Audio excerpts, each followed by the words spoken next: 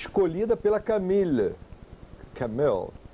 Ela foi escolhida. A Camille já era amante do Charles e continua amante o tempo todo. E uma das pessoas que escolheram a Diana foi a própria Camille. Se casa com ela, que ela é bonitinha, ela é legal. E a gente fica aqui transando numa boa.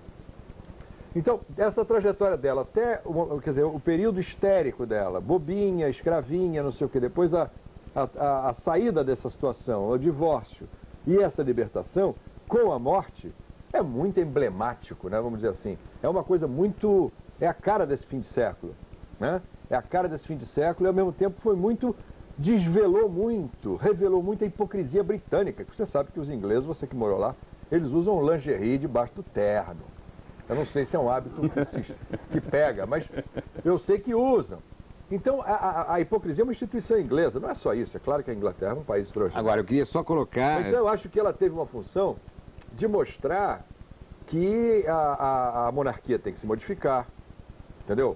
A relação entre poder e povo tem que se modificar, porque, para mim, a cena mais impressionante foi a rainha da Inglaterra conversando com os populares na rua, falando, I was devastated. Que eu achei, foi uma devastação, realmente. É interessante notar que tudo isso, tá bem, funcionou do ponto de vista de uma espanada que a monarquia levou. Agora, eu queria aproveitar para citar o que diz a revista a respeito do que você mencionou no início. Ela era uma pessoa que obteve a fama porque se casou com um príncipe. E depois, ela, digamos, a obra, ela teve um funeral que desde o enterro de Sir Winston Churchill, que salvou a civilização ocidental, nunca se tinha visto na Grã-Bretanha nem no mundo. Ela não é por acaso. Isso não é por acaso. Não é por acaso. Então eu queria fazer essa reflexão. A obra da Diana não pode ser comparada à obra de nenhum herói de antigamente. Ela é a obra de uma celebridade, se é que a gente pode chamar de obra. Então eu queria que o Wilker comentasse essa mudança de ângulo e do interesse das pessoas e do que é realmente o mito. Antigamente o mito tinha uma grande obra. Agora o mito pode ser até uma pessoa comum, como talvez fosse a princesa Diana, ou não, justamente pelo fato de que ela era uma princesa com sentimentos comuns. É isso? Eu acho que quando a gente pensava nos mitos, de repente os mitos gregos, quer dizer, a gente pensava em entidades inatingíveis, em entidades que de uma certa maneira guardavam bem longe o desejo da gente. Hoje a gente convive com pessoas que estão muito próximas da gente, que são encontráveis numa esquina, numa dobra de esquina qualquer, e que realizam para o senso comum, para o homem médio, façanhas extraordinárias. Eu me lembro que eu estava uma vez numa fila de cinema em Paris e havia alguém atrás de mim que exalava um bafo de birita insuportável, que falava muito alto e que me era muito incômodo. E de repente eu me virei e me deparei com a barriga de um ser que eu olhei para cima e me pareceu que tinha 10 metros de altura e era Orson Welles. E naquele momento eu perdoei tudo que estava sendo incômodo vindo da parte dele. Porque de repente aquele cara realiza para mim um tipo de expectativa, de experiência, mas não não é porque você sabia quem era Orson Welles e a obra que ele tinha criado? Exatamente. Agora, você vê no caso da princesa Diana, ou Lady Di, ou o nome que a gente, ou Santa Diana, o nome que a gente queira dar, de repente, eu acho que todas as pessoas, quer dizer, mulheres, crianças, pobres, aidéticos, nos quais ela tocou de alguma maneira, se sentem, de uma certa maneira, assassinados no momento em que ela morre, ou mortos no momento em que ela morre. A outra reflexão, então, aproveitando, isso casa com o que o Jabor acabou de dizer, é que ela trouxe, quer dizer, o resultado mais fantástico foi ver a rainha da Inglaterra ter a necessidade de reconquistar o povo que a estava criticando. Ou seja, isso agora, de certa maneira, então, o que se quer hoje é uma outra realeza, uma realeza próxima do povo, com a qual o povo se identifica, quer dizer, não existe mais aquele ícone, ou então isso significa que estamos chegando ao fim dos príncipes de antigamente, depois da passagem da princesa Diana. Isso é uma coisa complicada, não? É uma pergunta complicada, somente a essa hora. Dado o adiantado da hora, a pergunta fica mais complicada ainda, mas vamos tentar responder o que eu acho. Não, você disse que... O que eu acho é o seguinte, a rainha teve que virar Whig. Ela teve que descer as massas e ter que ser trabalhista, ela teve que fazer um charme populista. Eu acho que o caso da Diana, a obra da Diana, foi o fracasso dela. A grande obra dela foi o fracasso. Porque o casamento dela tinha a finalidade de dar um romantismo à monarquia inglesa que não era real. A roupa de baixo era o Tampax. Lembra do Tampax do Prince Charles? Da Camila Parker Bowles. A Camila falou... Não, o príncipe disse a ela, o príncipe disse. Tampax. É. Quer dizer, eu quero ser o seu Tampax. É. É importante que o povo saiba dessas coisas. É. Então essa era a verdade. Agora, tem um outro Então aspecto. aquele véu todo... Deixa eu só terminar o meu raciocíniozinho. Pequeno, mas... Então é o seguinte, o casamento dela tinha a finalidade de criar esse romantismo. O funeral tentou recuperar o casamento, o funeral tentou quase ser um casamento ao contrário. Porque a obra da Diana foi a revelia dela, foi ela ter morrido e ficou muito patente que não dá mais, nós estamos num fim de século, num fim de milênio.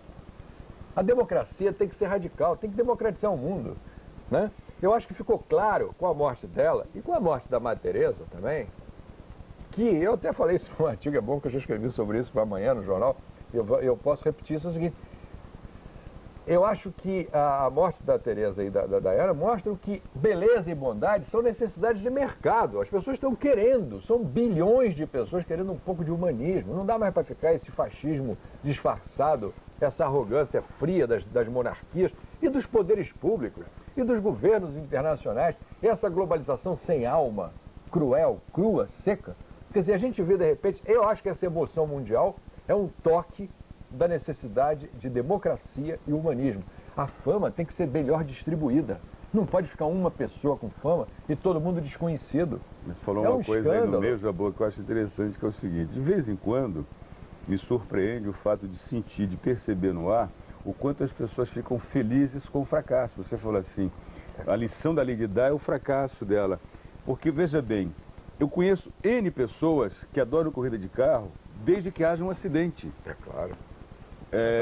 Já é o sadismo, já é uma coisa. Mas eu digo, o fracasso dela de ser feliz foi muito didático, foi muito educativo. Na verdade, ela não era a piece of news, quer dizer, ela não era notícia do momento em que ela era apenas admirada no momento em que ela era uma boa esposa e boa mãe. Do momento em que o casamento começou a desandar, ela ficou infeliz no casamento. Ela, de certa forma, reagiu contra isso e foi abrindo uma brecha com a família real. E ainda por cima teve o talento extraordinário de ter um namorado árabe que não era aceito pela sociedade britânica. Aí sim, ela teve todas as falhas possíveis. Ela foi revolucionária sem querer. Ela teve todas as falhas que a tornaram uma celebridade e não necessariamente uma heroína. Eu acho que essa distinção a gente tem que fazer, a revista, aliás, inclusive faz muito bem, dizendo que antigamente cultuavam-se os heróis pelas obras que eles tinham feito. Hoje cultua-se cada vez mais um número maior de celebridades, porque é necessário que haja, porque senão também não se vende jornal. Pois é, mas essas celebridades são cultuadas muito mais pelo que erram que pelo que acertam. Exatamente. Pelo que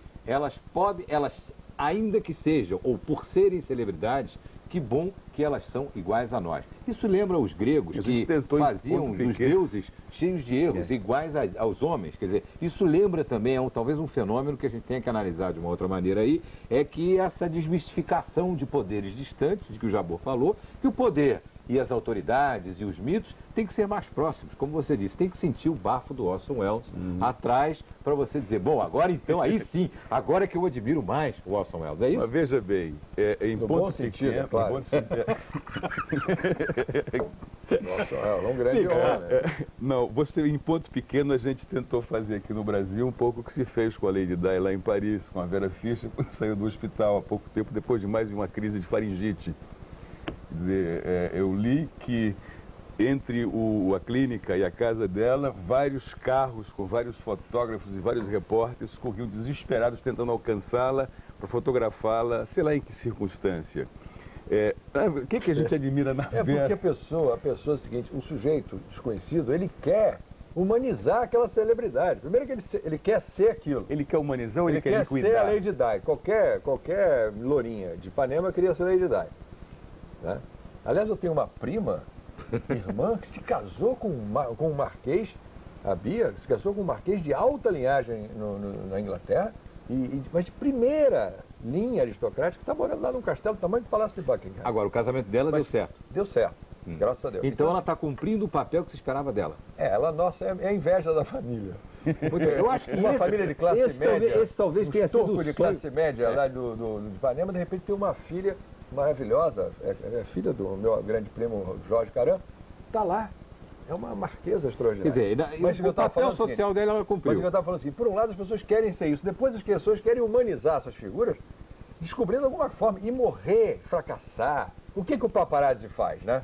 Ele tenta pegar o sujeito com o dedo no nariz, o sujeito nu, o sujeito na cama, quer dizer, é alguma coisa que humanize esses deuses, né? Mas na verdade, você mencionou os paparazzi e há muitas pessoas que estão dizendo que eles foram vítimas de uma certa campanha durante a semana ou na busca de um culpado pelo acidente. Hoje mesmo há informações de que pode não ter sido exatamente como a imprensa noticiou da primeira vez. Mas os paparazzi estão fazendo um trabalho que é ordenado pela sociedade que consome esse trabalho. Ou seja, as próprias celebridades, no caso da princesa Diana também, isso é verdade, procuram esses tabloides para os seus fins de publicidade. Antigamente as pessoas tinham secretárias, hoje tem agentes de imprensa.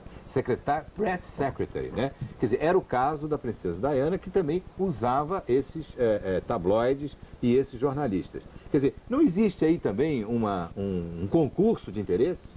Não tem o interesse da celebridade e o interesse da vendagem dos jornais. É necessário que haja um número de celebridades cada vez maior? O negócio é o seguinte, mercado acho que é um certo mercado, acordo, né? De viver assim, você faz um acordo de viver de determinadas formas. Quer dizer, eventualmente me interessa, por exemplo, que a imprensa divulgue uma outra coisa a meu respeito, a respeito de coisas que eu estou fazendo. Só que a gente nunca tem a medida precisa nesta relação. Mas viu que o nosso colega Ricardo Boechat fez uma observação muito coerente. Você não pode ser celebridade só na parte da manhã. Uhum. Se você é celebridade e faz um acordo com a mídia, você é celebridade o tempo todo. E a Diana tinha feito esse acordo com a mídia de certa maneira. Ela não pode dizer assim, bom, agora eu não quero mais ser celebridade. Entre meia-noite e 2, não.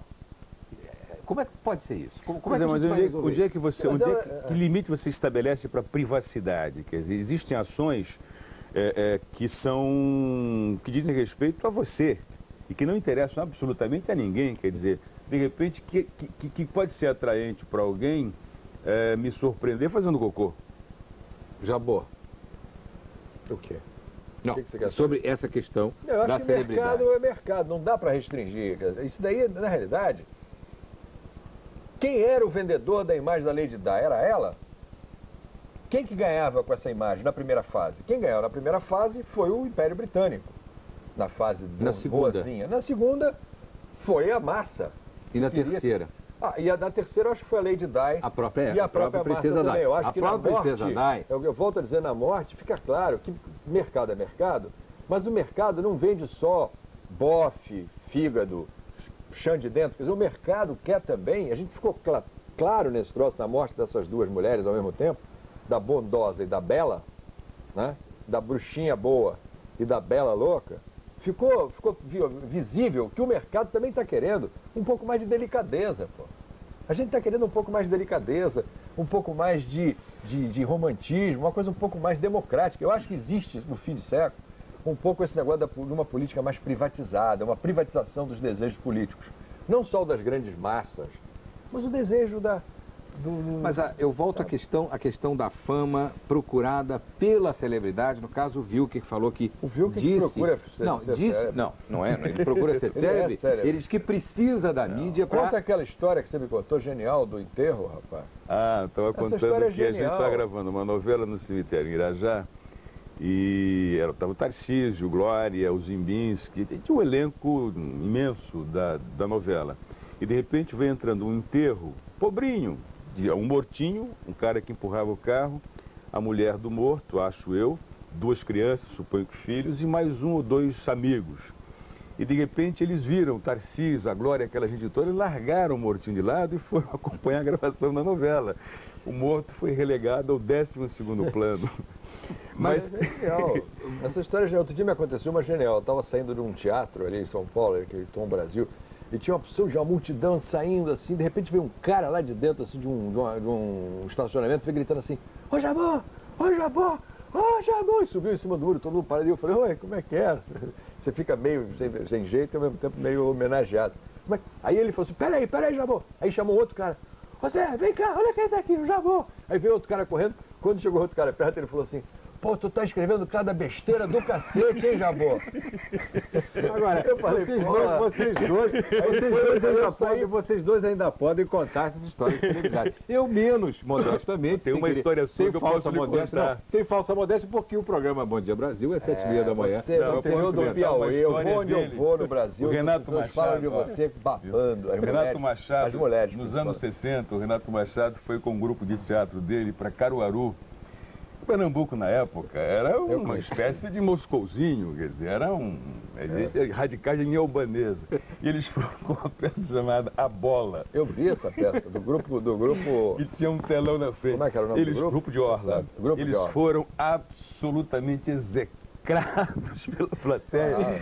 Agora, a curiosidade é saber assim, quem é essa gente? E eles andavam pela rua, as pessoas assim, olhando, para saber quem que era aquela gente. Você vê que o primeiro contato com a fama nem sempre é buscado, nem sempre tem bons resultados. Agora, na verdade, no nosso caso aqui, sobretudo vocês que são muito mais reconhecidos na rua, agora mesmo o Jabô, até porque ser xingado. Você vê que há evidentemente limites que você possa impor, mas você não pode impor tantos do momento em que você se torna uma pessoa conhecida. Acho que você se tornar uma pessoa conhecida, você firma um contrato de aquiescência e de anuência, de convivência com as pessoas que dependem ou consomem o que você diz, ou dependem de você. E eu acho que no caso dos grandes célebres, que não é o nosso caso aqui, acho mais ainda essa responsabilidade. É complicado de analisar a princesa Diana e os tabloides, no caso, por exemplo, da culpa que é atribuída aos paparazzi, porque eu duvido aqui, se algum de nós três estivesse naquela noite com uma câmera na mão, eu tenho a impressão que nós faríamos exatamente a mesma coisa que aqueles fotógrafos fizeram. Certamente. Até porque, se eu fosse fotógrafo, eu ia correr atrás. Você ia correr atrás, claro. E até porque isso tinha Agora, sido eu vou te dizer uma feito coisa, as fotos que ainda vêm aí depois da missa de sétimo dia, você se prepare. Exatamente, era isso que eu ia... Essas não chegaram ainda. Mas vão chegar. Mas vão chegar, porque o nego vai publicar. O que se está esperando... Entre ferragem. O que se está esperando... Então você acha que não tiraram? Ela morreu debaixo de flash. É a pior morte do mundo. Na verdade, é uma inglesa morrendo ao vivo debaixo de flashes de franceses. Já imaginou isso? Mas é um contrato terrível também que se assina. Além dele ter derrubado terrível, mais uma vez a monarquia britânica, ele está fomentando a secular guerra entre a França e a Inglaterra. Claro. Já vou estar fomentando. É impressionante. Mas essa coisa da fama é um contrato terrível que se assina. Porque ao mesmo tempo em que você aspira o reconhecimento, a notoriedade, a notoriedade exige de você uma certa privacidade, para que você possa até alimentar essa notoriedade. Você, de repente, se vê na circunstância de não poder ter isso. É muito complicado, eu acho um contrato muito injusto esse que se assina. Bem, agora eu só queria, só para a gente encerrar essa conversa, aproveitar essa questão do contrato que você falou e, enfim, da necessidade dos meios de comunicação, porque o Jabor tocou nesse assunto, de que nesse fim de milênio existe a necessidade da democratização do mito se modificar, e eu tenho a impressão que a revista tocou num outro ponto que a gente esqueceu. É uma necessidade econômica. Esse contrato da celebridade é que, se não houver celebridade em número suficiente para alimentar a quantidade de imagens, fotografias, jornais e tabloides que é publicada diariamente e consumida hoje por mais de 2 bilhões de leitores e espectadores, só para dar um exemplo. Aqui a revista menciona que no enterro de Sir Winston Churchill, aliás, no casamento da princesa Diana, havia 1 bilhão de espectadores. De lá para cá, houve o número de aparelhos de televisão para cada 100 pessoas no mundo dobrou. Quer dizer, de 1981 para agora, essa audiência global dobrou. As pessoas que viram a morte, bom, aqui está sendo calculado entre 2 e 3, mas eles não têm. Mais do que dobrou. Então, o que acontece? Se não tiver publicidade, se não tiver celebridade e paparazzi e flash, como você diz, não tem capa. O mundo não anda. Não tem capa de jornal, nem de jornal ou revista no dia seguinte, dado o consumo que aumentou. Eu acho que essa reflexão tem que ser feita porque é uma necessidade econômica que se criou. Se não houver publicidade, vão se fabricar, se não houver celebridades. Sim, mas o que você quer que eu diga? Não, eu acho que, de qualquer jeito, o que me parece é que se não houver a princesa Diana, haverá o príncipe William, e se não for o príncipe William, outras pessoas vão ser perseguidas pelos fotógrafos de qualquer maneira. A família Kennedy é um exemplo disso. Os próprios políticos vão ceder lugar. Mas nesse caso, de repente, você... Bom, é só assim, mas é que me surpreende a ideia de que vai se esvair. Diga. Sumiu. Pronto, não lembro É que mais. eventualmente a gente pode advogar, de repente, me passou pela cabeça que é preciso matar uma celebridade daqui e ali para que o mundo continue rolando legal. Kill a celebrity a day. Já matou sua celebridade hoje? Já matou sua celebridade hoje? Não, mas você ia dizendo o seguinte, que Eu era... não sei, agora eu esqueci. Não, o que eu ia dizer era mais ou menos o seguinte. Tanta é a necessidade de se construir mitos, celebridades e paparazzi e alimentar essa grande loucura da sociedade global massificada, etc., que isso vai gerando também uma democratização ao reverso. Quer dizer, as coisas começam a dar errado, entendeu? Porque o controle fica cada vez mais difícil de se manter, o controle rígido sobre essas coisas. E as coisas começam a dar errado e vai aparecendo muita coisa. Por exemplo, a grande importância, eu volto a dizer, da existência de Diana foi o seu fracasso. Mas deram Porque errado. isso, sem querer, mostra os bastidores da vida. Mas que é importante conhecer. Mas as coisas começam a dar errado como deram errado para a família real. Mas a família real precisava de toda esse fausto e essa pompa e esse casamento, mesmo que ele desse errado. Isso que eu quero dizer, que é inexorável, de qualquer maneira, a criação do consumo da celebridade na sociedade de massa. Você hoje não alimenta heróis, você alimenta faces. E essas faces têm que ter algum nome. E se não tiverem ou não fizerem nada, inventam-se histórias sobre essas pessoas ou qualidades que elas não têm. Eu agora há pouco estava vendo na televisão, acho que se não me engano, num dos canais da Globosat, um documentário sobre o Tom Cruise. Ora, o documentário era longo sobre o Tom Cruise. Eu acredito que o Tom Cruise é um ator excelente, tem excelentes trabalhos. Mas eu não quero crer que ele mereça um documentário de 25 a 30 minutos de televisão. Ele é um cara estranho. Eu acho, inclusive, que isso mais... O Zé Vilca, está... Esse que merece. Claro, é porque brasileiro não dão valor. O ator é o Zé Vilca, não, o Tom Cruise. Aquele é um manequim, porra. Eu acho mesmo, numa boa. Agora você ficou na Belinda. Sempre achei. Mas o que eu quero dizer é só o seguinte, para o filho jeito para poder ter o direito à palavra. Não, brincadeira, eu acho mesmo, puta ator. Então é o seguinte, o que eu queria dizer, sempre que eu quero ter uma ideia profunda, ela se esvai. O que eu quero dizer é o seguinte, eu não acredito mais nessa coisa orwelliana, entendeu? Do perigo da sociedade moderna, sociedade planetária, sob o controle dos meios de comunicação, ou dos estados onipotentes, ou das monarquias, ou dos grandes poderes de controle da sociedade. Eu não acredito mais nisso porque a coisa está ficando tão grande que está arrebentando e fazendo água. E isso é democratizante, é isso que eu quero dizer. A ideia, no fundo, aquela coisa tudo é bom. Orwelliana ou Aldous Huxley, aquela coisa do mundo admirável, mundo novo, vai haver um controle geral da sociedade por uma coletivização massificada. Eu não acredito mais nisso. Está crescendo tanto que vai ser bom. Eu estou numa posição otimista diante do mundo, da globalização. Então, eu acho que é uma coisa sinistra, monstruosamente fascinante o que está acontecendo com o mundo. É monstruoso, é perigoso, mas eu acho fascinante. Porque a ideia do século XIX, do controle, do uno, de que tudo vai ser controlado por uma coisa só, a ideia totalizante, está indo para o brejo, não tem mais. Não tem mais condição de totalizar nada. Então isso é que eu acho interessante. O exemplo da Diana é esse. Quer dizer, de repente se cria um mito de uma Cinderela real, né? E isso vai para o brejo. Então, quer dizer, eu até falei assim, a realeza tem que cair na realidade. Mas eu tenho a impressão que isso aconteceu. Isso foi um dos efeitos da Diana, legal. Foi que a realeza vai ter que se modificar. Talvez o exemplo político mais eloquente disso tenha sido o fato do primeiro-ministro Tony Blair, ontem, ter saído em defesa da realeza. Claro. São duas coisas inéditas. A rainha cumprimentar o povo na frente do palácio, ela se dirigir na televisão, ao que nunca tinha acontecido também durante o reino de Elizabeth II, e o fato do primeiro-ministro trabalhista, no caso, o Tony Blair, ter se dirigido à nação também para defender a monarquia. E ela saiu na rua, a rainha saiu nas ruas para defender a monarquia. Não foi para homenagear a princesa. Ela sentiu necessidade que alguma coisa tinha se desestabilizado, que ela tinha que ir lá defender o próprio emprego.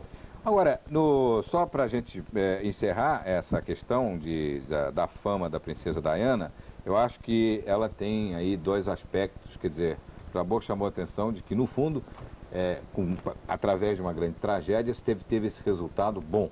Mas, de qualquer maneira, também demonstra que é muito difícil impor limites à privacidade como você queria.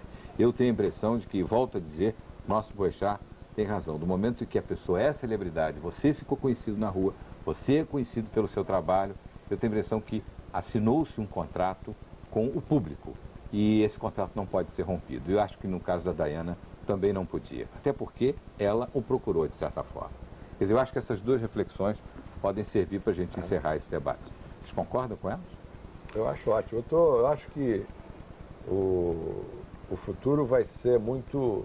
Então, o mundo está ficando interessante, muito interessante. Eu acho que esse fim de século vai ser uma grande, sinistra monstruosidade louca.